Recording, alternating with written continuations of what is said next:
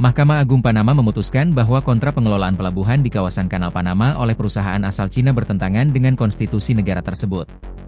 Putusan ini menyasar perjanjian antara pemerintah Panama dan Panama Ports Company, PPC, anak perusahaan raksasa logistik CK Hutchison yang berbasis di Hong Kong. Keputusan pengadilan diumumkan pada Kamis malam waktu setempat dan langsung memicu perhatian internasional, mengingat Kanal Panama merupakan salah satu jalur perdagangan paling strategis di dunia.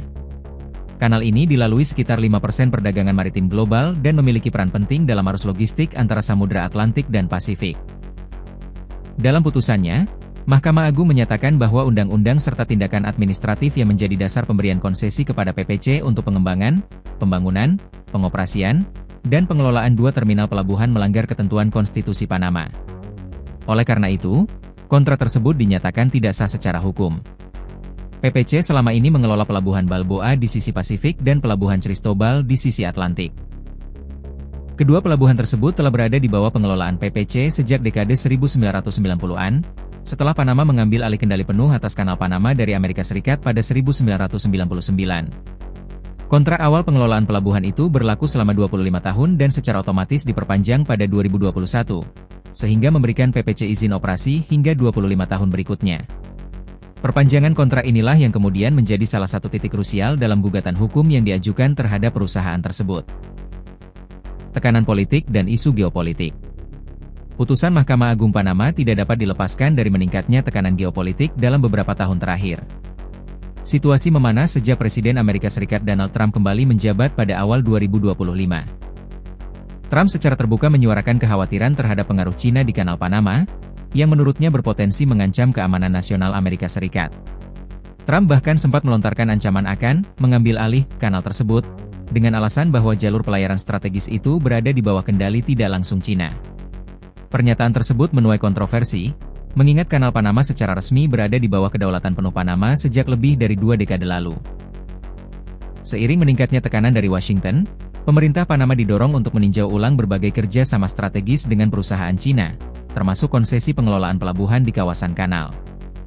Dugaan pelanggaran dan audit keuangan.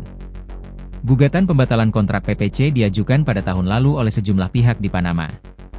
Gugatan tersebut menuding bahwa kontrak pengelolaan pelabuhan bersumber dari aturan yang inkonstitusional, serta disertai dugaan pelanggaran kewajiban pajak. Audit terhadap PPC yang dilakukan oleh otoritas terkait menemukan adanya kesalahan pencatatan keuangan dan berbagai kejanggalan administratif. Berdasarkan hasil audit tersebut, Panama diperkirakan mengalami kerugian sekitar 300 juta dolar AS sejak perpanjangan kontrak pada 2021. Jika dihitung sejak masa konsesi awal selama 25 tahun, potensi kerugian negara disebut mencapai sekitar 1,2 miliar dolar AS. Temuan-temuan ini kemudian menjadi salah satu dasar kuat bagi Mahkamah Agung dalam mengambil keputusan. Reaksi Panama Ports Company. Menanggapi putusan pengadilan, Panama Ports Company membantah seluruh tuduhan yang dialamatkan kepada mereka. Dalam pernyataan resmi, PPC menegaskan bahwa keputusan Mahkamah Agung tidak memiliki dasar hukum yang kuat. Putusan baru ini membahayakan bukan hanya Panama Ports Company dan kontraknya, tetapi juga kesejahteraan serta stabilitas ribuan keluarga Panama yang bergantung langsung maupun tidak langsung pada aktivitas pelabuhan. Demikian pernyataan perusahaan.